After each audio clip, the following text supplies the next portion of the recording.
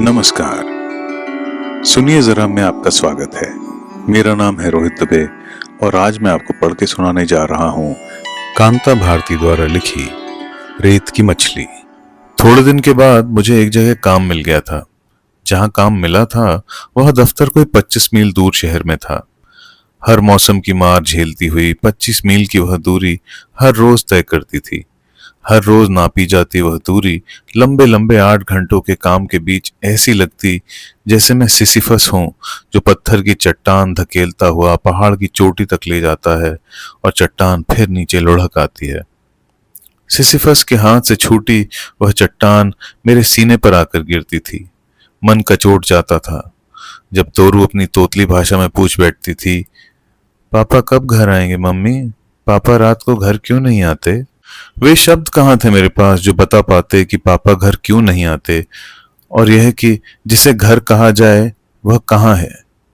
तोरू के वाक्य मन में गुमड़ते रहते और नींद भाप की तरह उड़ जाती। सारी रात इधर से उधर करवटें बदलते बीतती। नींद और शांति जैसे खोजे भी नहीं मिल पाती थी। शांति मिलती भी तो कैसे? मन की शांति को गमलों में उगाया तो नहीं जा सकता। शांति धूप की किरण भी तो नहीं है जो खिड़की खुलते ही अंदर आ जाए। 2 बरस लगातार अशांति के इस जलते रेगिस्तान में नंगे पांव घिसटती रही। 2 लंबे बरस तन को धीरे धीरे धुनते गए। चलते चलते लगता जैसे आंखों में अंधेरा छा रहा है और पेशियों का तनाव टूट जाने वाला है। माँ कहती कि मेरा चेहरा पीला हो आया है और मैं सूख गई हूं। इलाज करना होगा। लेकिन इलाज कैसा? किसका? तन के रोग का इलाज होता है, मन के रोग का इलाज। यातनाओं की उस धुंध में एक दिन मैंने सोचा कि मुझे बंबई जाना होगा। 16 मार्च 1932। डायरी में तारीख पड़ी हुई है। पूरे पन्ने पर थके हाथों घसीट कर लिखा गया है, ऑफिस से 3 दिन की छुट्टी ली है, बंबई जाना है। जाना ही होगा, उपाय कोई नहीं है। तोरू तोरू, तू क्या समझ सकती है मन का रोग क्या होता है? मन मर जाए तो तन का जीना कैसा होता है? तोरू, तू क्या समझ सकती है कि आगे क्या होगा? मेरा तो बस नहीं, मैं तेरी माँ हूं। तू समझ सकती है मेरी बात को? 16 मार्च 1962। डायरी की उस अस्फुट लिखावट पर उस वीरान प्लेटफॉर्म से छूटी हुई एक गाड़ी के पहियों के निशान हैं। एक गहरा धक्का लगा था जैसे ही मैंने ट्रेन पर पांव रखा था। ऐसा लगा था जैसे कि मैं ट्रेन पर चढ़ी नहीं बल्कि किसी गहराई में गिरा दी गई हूं। बंबई जाने वाली उस एक्सप्रेस ट्रेन पर बैठे बैठे अनगिनत क्षणों के छोरहीन क्रम तक फैले हुए विक्रांत जीवन की सहस्त्रों परछाइयां मेरे मानस पर ट्रेन से दिखते दृश्यों की तरह उभरती मिटती रहीं। बहुत तीखी प्यास लगाई थी, लेकिन मन टूटा हुआ था, उठा नहीं जा सका। बालों में धुएं की गर्द भर गई थी, होठों पर पपड़ियां उभर आई थीं। अंत स्थल जल रहा था। तोरू सो गई थी। कितनी सहज निसंग निद्रा थी उस अबोध की। चेहरे की ओर देखकर मेरा मन कचोट गया। रास्ते भर मैं गाड़ी से एक बार भी नहीं उतरी कि कहीं यह गाड़ी भी उनकी तरह मुझे छोड़कर बढ़ न जाए और मैं पीछे अकेली छूट जाऊं। नितांत अकेली। किसी तरह दौड़ लगाते लगाते अंत में दुश्चिंताओं से लंबे क्रम को पार कर गाड़ी बंबई पहुंच गई। एक क्षण के लिए लगा मैं नीचे नहीं उतर सकती। उतरने का साहस नहीं है। बेबी को कंधे से लगाकर सामान संभाले अभी मैं डब्बे के दरवाजे तक गई थी कि लगा जैसे मेरे पैर किसी ने बांध लिए हों। मैंने देखा वही थे, बिल्कुल ठीक वहीं, शोभन। बेचैनी से प्लेटफॉर्म पर खड़े इधर उधर नजरें दौड़ाते हुए। तो शोभन आ गए। यह सच है या दिवा स्वप्न? वह जिद, कठोरता, निर्ममता, सब कुछ यूं घुल जाएगी? ऐसा सोच नहीं पाई थी। मन आर्द्र होने को आया, आंखें गीली हो गईं। मोहाविष्ट थोड़ी देर ज्यों की त्यों खड़ी रही और फिर अचानक मैंने अपना हाथ थोड़ा सा ऊंचा किया, मेरे कंठ तक आया। शोभन। और तभी पैरों के नीचे से किसी ने कोई चीज खिसका ली। शोभन के चेहरे पर एक खुशी दौड़ी। हाथ उठाकर हेलो कहते हुए बगैर मेरी तरफ ध्यान दिए वे दाईं ओर के एक दूसरे डब्बे की ओर बढ़ गए। उस दूसरे डब्बे से जो उतरा उसे ना चाह कर भी मैंने देखा। उनका एक नाटककार मित्र राजहंस पहले दर्जे के डब्बे से कूदकर उनके गले से लिपट गया था। मुझे लगा जैसे चारों तरफ जंगल हो जिसमें ऐंठ ऐंठ कर लकड़ियां जलती हुई चटक रही हों। भरसक यह चाहते हुए कि उधर उस जलन की तरफ निगाह न जाए, मैं बच्ची को संभालते हुए भीड़ में डूबकर प्लेटफॉर्म से बाहर आ गई। मन बुरी तरह जल रहा था। अंतःस्थल छलनी हो चुका था। एक एक स्नायु जैसे टूट चुका था। मुझसे खड़ा नहीं रहा जा रहा था। जैसे तैसे टैक्सी बुलाई, टैक्सी पर बैठी और लंबी सांस लेकर थोड़ी स्थिर हुई थी कि सामने के शीशे से देखा टैक्सी के ठीक आगे एक सुरमई रंग की फिएट जा रही है। गाड़ी के पिछले शीशे पर दो चेहरे दिख रहे थे। शायद वे चेहरे कातर थे। मुझे देखते पाकर चेहरे फिर मुड़ गए, लेकिन वह कातर उत्सुकता दबी नहीं रही। उन्हें शायद लग रहा था कि मेरी टैक्सी उनका पीछा कर रही है।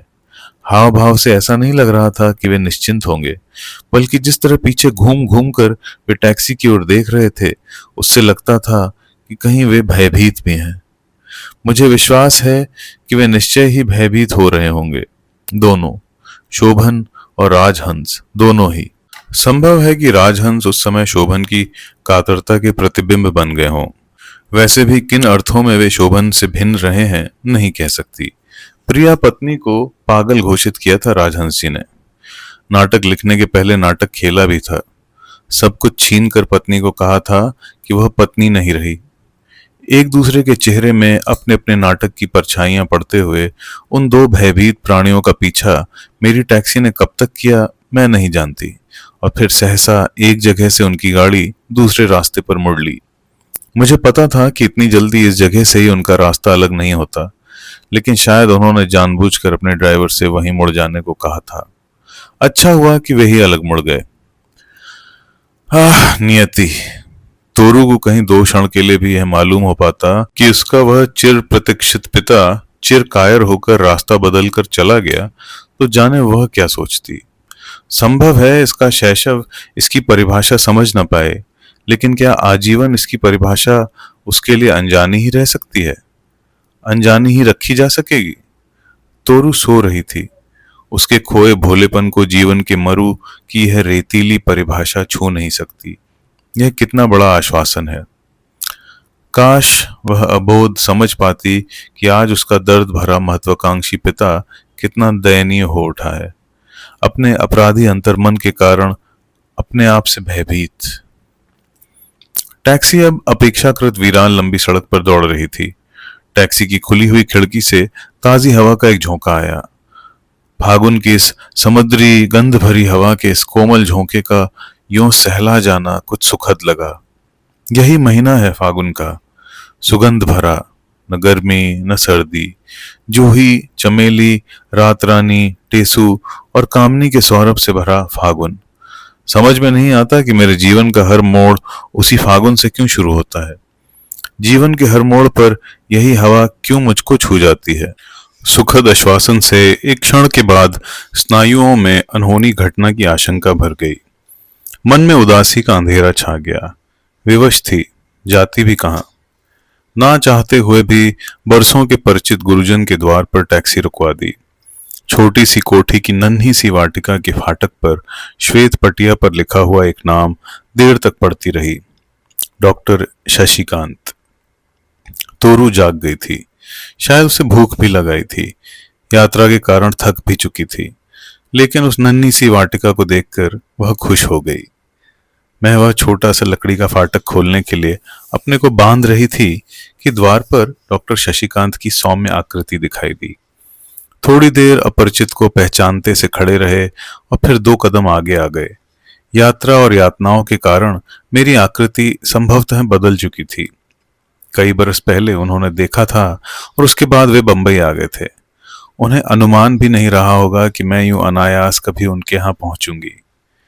मुझे पहचानने में उन्हें कुछ समय लगा और फिर वे अवाक रह गए। बिना किसी पूर्व सूचना के अबोध बच्ची को साथ लेकर बिल्कुल अकेले उनके यहाँ क्यों और कैसे आ गई। जीजी ने पहचाना तो गले लगा लिया। वे भी स्तब्ध थीं। बैठते न बैठते मैंने उनसे कह दिया कि मैं शोभन को तोरू सौंपने आई हूं। उनके बच्चों की आंखों में पहले तो एक अजनबीपन आया, लेकिन फिर वह आश्वस्त हो गए।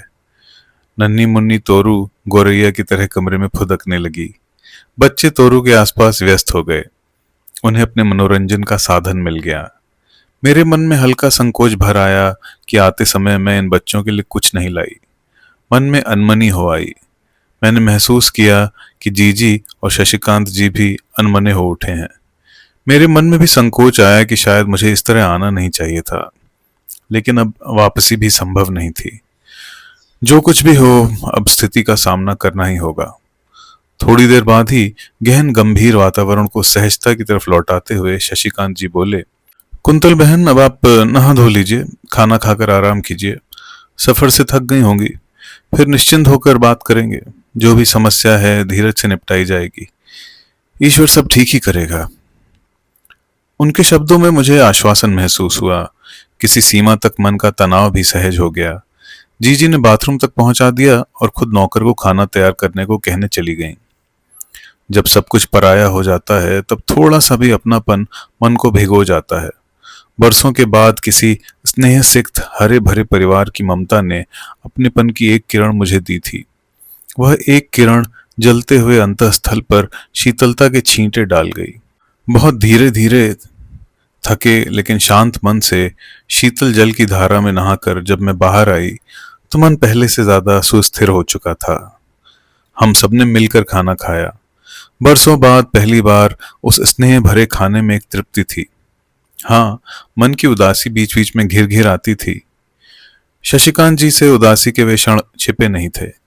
अंततः एक बार उन्होंने टोका भी था, एक बात कहूं कुंतल, तुम उम्र में बहुत छोटी हो। दुख या सुख दोनों से ही सट कर बैठना अच्छा नहीं होता।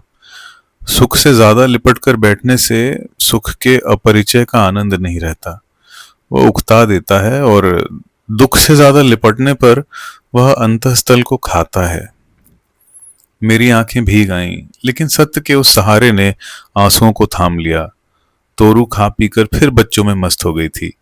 मन में करुणा हो आई कि यहाँ वह नियति से कितनी निसंग है। उसे क्या पता कि अपनी माँ से अलग होकर वह किस नियति को सौंपी जा रही है। दिल्ली से चलते समय उसने पूछा था, माँ, हम छुक छुक पर चढ़कर कहाँ जा रहे हैं? तुम पापा के लिए पूछते थे ना बेटा, हम दोनों पापा के पास जा रहे हैं, मैंने उससे कहा था। रास्ते भर वह यही दोहराती आई थी, पापा के पास जा रहे हैं। सांझ ढल रही थी। सूरज दिन भर तपने के बाद समुद्र के उस पार क्षितिज में उतर गया था। तोरू ट्रेन के सफर से थकी थी। बच्चों से कहानी सुनते सुनते सो गई थी।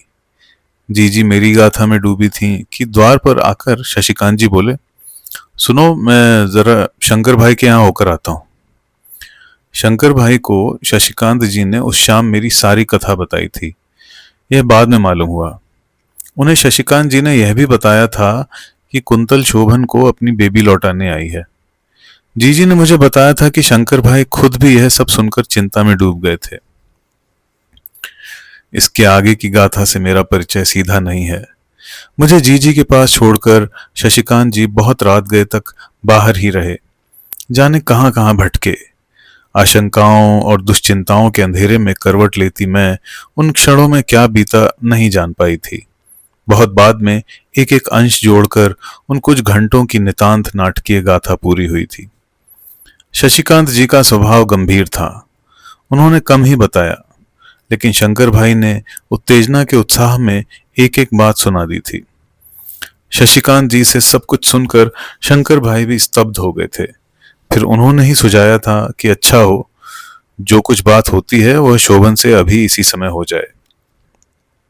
रात को ही टैक्सी लेकर वे दोनों वहां से कोई 15 मील दूर शोभन के घर पहुंच गए थे। शोभन शशिकांत जी और शंकर भाई को देखकर किसी सीमा तक आतंकित हो उठे थे। शोभन अपने एक मित्र के साथ बैठे उत्तेजित स्वरों में कुछ कह रहे थे। मीनल सामने खड़ी थी। मीनल का अंतिम वाक्य शशिकांत जी ने जो सुना, उससे यह अनुमान लगाना कठिन नहीं था कि उत्तेजित वातावरण में बातचीत का केंद्र कुंतल ही थी। शोभन संकोचवश आगे नहीं बोल सके, लेकिन मीनल अपने वश में नहीं थी। शंकर भाई और शशिकांत जी की उपस्थिति के बावजूद उसने कह डाला कि कुंतल फिर कोई नया विस्फोट करने आई है। वह पागल है और कुछ भी कर सकती है। शोभन की खामोशी से ही मीनल में थोड़ा अंतर आया। अपने क्षोभ का उबाल उतार कर वह चुप हो गई। उसका चेहरा किसी बिल्ली की तरह वहशी हो आया था। थोड़ी देर की खामोशी के बाद शशिकांत जी ने कहा था कि अगर शोभन अपने आप को संयत रख सके तो वे कुछ कहना चाहेंगे। शोभन ने विनम्र होकर उनकी बात सुनी थी। शशिकांत जी ने बहुत धीरे धीरे कह डाला था कि मैं किस तरह अकेली बंबई पहुंची थी बेबी को सौंपने। बात बहुत संयत ढंग से कही गई थी, लेकिन शोभन और मीनल एक साथ उत्तेजित हो उठे थे। जंगली बिल्ली की तरह अपना दुबला पंजा झटकते हुए मीनल चीखी, मैं ये सब सह नहीं सकती, मुझसे ये सब ना हो सकेगा, उसका दिमाग सही नहीं है, मेरी अपनी तबीयत ठीक नहीं रहती, माँ जी 2 साल से अलग खाट से लगी हुई हैं, उसकी बच्ची को यहां संभालेगा कौन, मेरे बस की बात नहीं है। शोभन के मित्र संकुचित हो उठे। शायद प्रतिवाद उनके कंठ तक आया, लेकिन वे उसे पी गए। फिर बहुत दबे स्वर में उन्होंने कहा, हाँ छोटी बच्ची की समस्या तो होगी, और फिर आपकी तबीयत तो काफी खराब रही है। शशिकांत जी ने थोड़ी तीखी आंखों से उनकी ओर देखा तो वे संकुचित होकर चुप हो गए। थोड़ी देर सभी चुप रहे। फिर शशिकांत जी अपने गंभीर स्वर में बोले, शोभन, तुम मुझसे छोटे हो, मेरे विद्यार्थी भी रह चुके हो, लेकिन जो कुछ भी कहूंगा वह उस नाते नहीं। तुम विद्वान और समर्थ हो, रचनाकार हो, समाज के एक जिम्मेदार सदस्य हो। इस नाते ही जो बात कहूंगा उसको सम्मान दोगे, ऐसी अपेक्षा करता हूं। यह सच है कि कुंतल और तुम्हारे बीच अब सद्भावना शेष नहीं है, लेकिन वह बच्ची तो इससे परे है ना। शोभन अचानक कुछ बोलने को हुए, लेकिन शशिकांत जी ने उन्हें रोक दिया। मुझे बात पूरी कर लेने दो शोभन, फिर तुम जी खोल कर अपनी बात कह लेना। तुम प्रबुद्ध हो, निर्णय तो तुम्हें ही लेना होगा। तुम्हारे और कुंतल के बीच सद्भावना का जो सूत्र टूटा है, सच कहो, क्या उसमें तोरू का हाथ हो सकता है? उसे क्यों दंड देते हो? दोष मान लिया, कुंतल का ही मान लिया, बच्ची ने क्या किया है? तुम्हारी बच्ची तुम्हें छोड़ और किसका आश्रय लेगी? शोभन बहुत गंभीर हो आए और देर तक कुछ सोचते रहे। शंकर भाई और शशिकांत जी एक सीमा तक आश्वस्त हो गए थे कि शायद बात शोभन पर असर कर गई है, लेकिन शोभन ने एक लंबी सांस लेकर अपना चेहरा ऊपर उठाया और बोले, शशिकांत जी, आपकी बात का मैं विरोध नहीं करता, लेकिन आप कुंतल को नहीं जानते। कल को वह हंगामा खड़ा करेगी तो आपका भी वश नहीं चलेगा। अगर उसने यह शोर मचाया कि बेबी को हमने जबरदस्ती छीन लिया है, तो हम सबके लिए संकट हो जाएगा। मुझे क्षमा कीजिए शशिकांत जी, मैं मजबूर हूं। शशिकांत जी का चेहरा खिंच गया था। शंकर भाई उत्तेजित हो उठे थे। शोभन की ओर झुककर उन्होंने तीखे स्वर में कहा, शोभन जी, आपका हठ निर्मम ही नहीं, अमानवीय भी है। कुंतल जी इतनी ज्यादा बीमार हैं, खुद चलकर न जाने कैसे बंबई पहुंची हैं, पता नहीं कितने दिन जिएंगी, और आप हैं कि अपनी बच्ची को सहारा नहीं देना चाहते।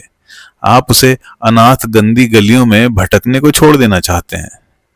कोई बात नहीं, आप साहित्यकार हैं, साहित्यकार समाज के ही एक सदस्य हैं।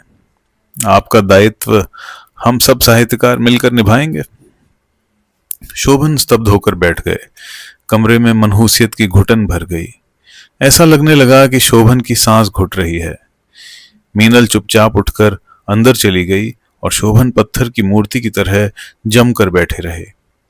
शशिकांत जी ने स्थिति को पहचाना, हाथ बढ़ाकर शोभन के कंधे पर रख दिया और सांत्वना देते हुए से बोले, शोभन, तुम क्या जिम्मेदारी से भागोगे? सोचो शोभन। कमरे में फिर खामोशी छा गई।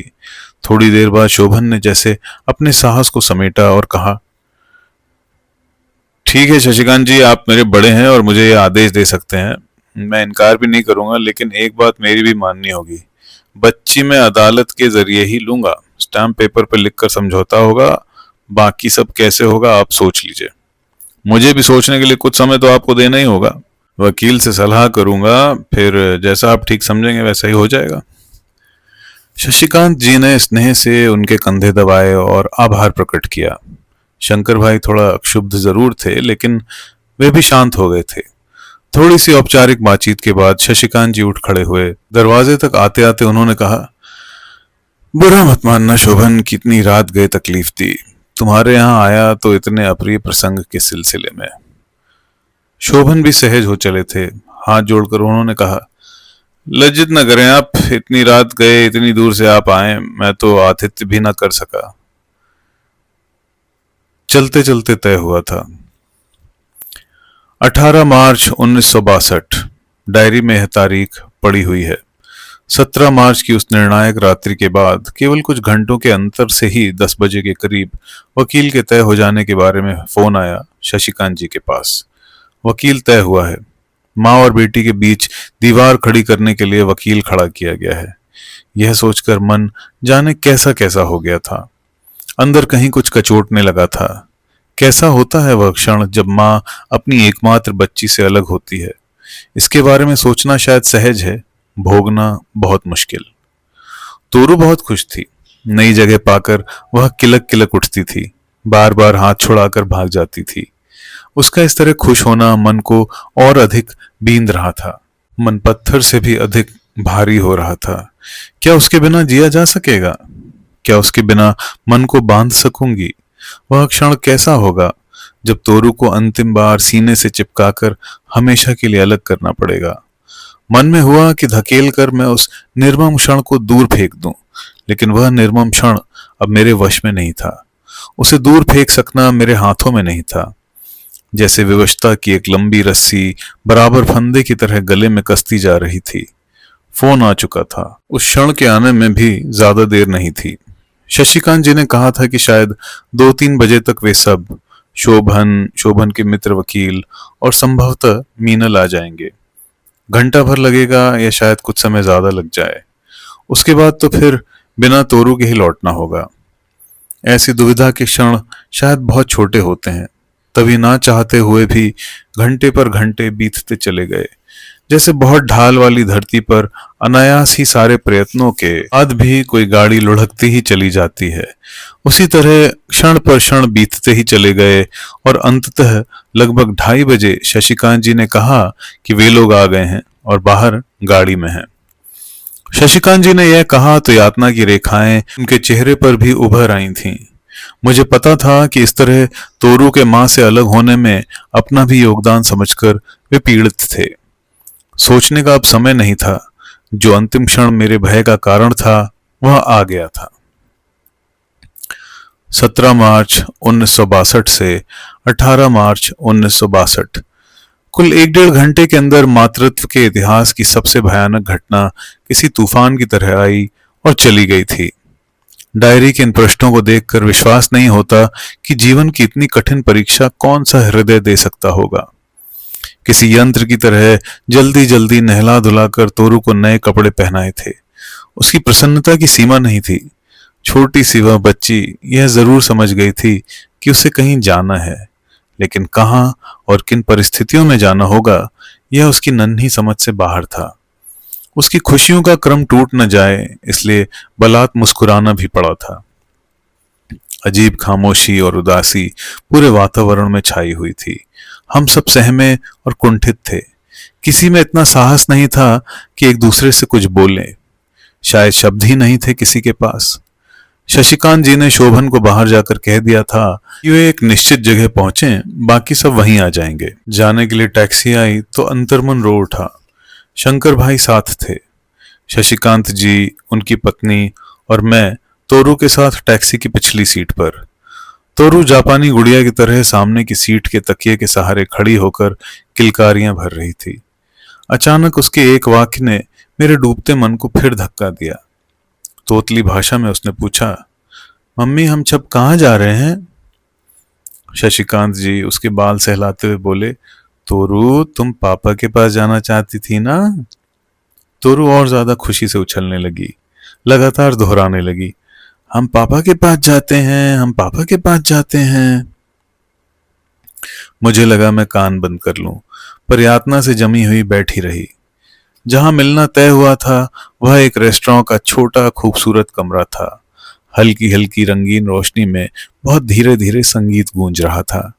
मेजों पर लोग परिवेश से बिल्कुल निसंग बैठे हुए धीरे धीरे बातें कर रहे थे। शोभन अभी आए नहीं थे। एक कोने में पहले ही रिजर्व की हुई 2 मेजों की तरफ शशिकांत जी हम लोगों को लेकर बढ़ गए। शोभन कोई 10 मिनट बाद पहुंचे। बहुत रूखे और औपचारिक नमस्कार के बाद बैठ गए।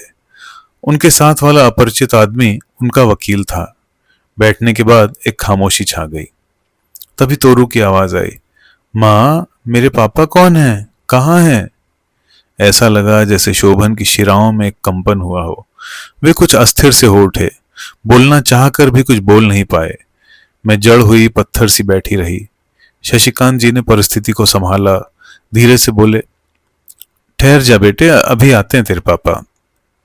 जाने क्यों मेरी आंखें भर आईं और मैंने देखा 2 पल रुककर शोभन अपनी कुर्सी से उठे और तोरू को उन्होंने बाहों में भर लिया।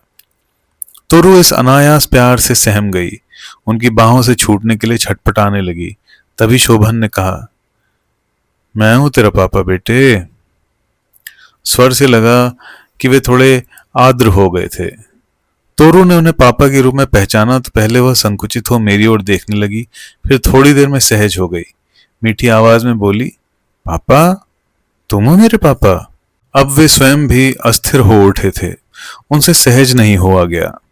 शंकर भाई और शशिकांत जी ने उन्हें संकट से उबारा।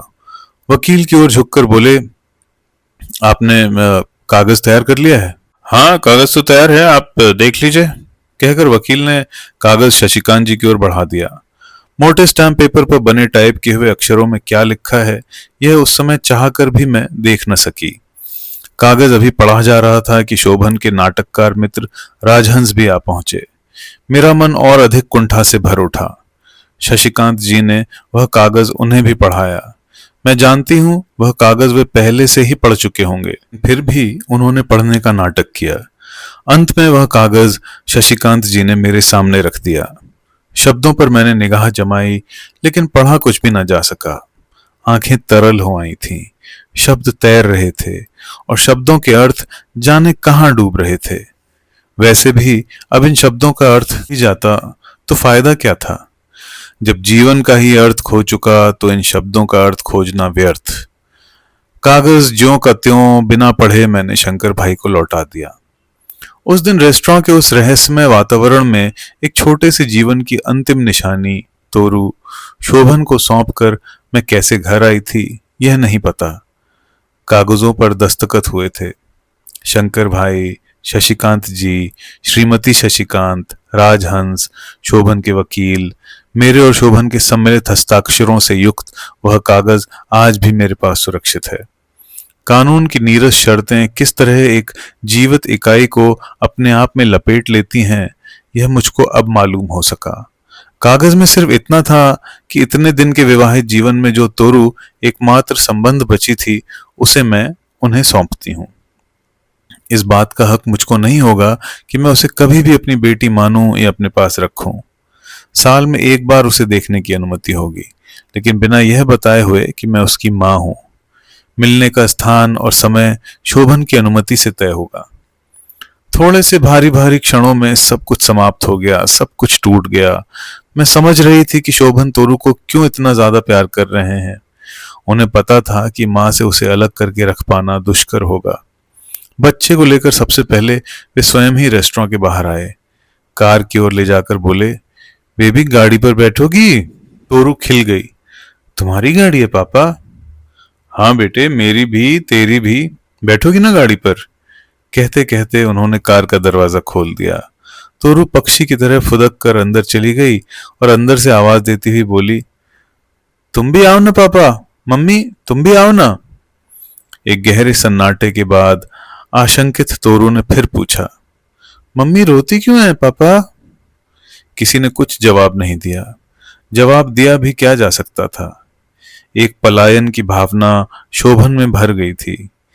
जैसे तैसे वह कार में बैठे और ड्राइवर से बोले कि घर चलो। आगे बढ़ चली गाड़ी से आती तोरू के रोने की आवाज मेरे कानों से कलेजे तक उतर गई। मैं फूट फूट कर रो पड़ी।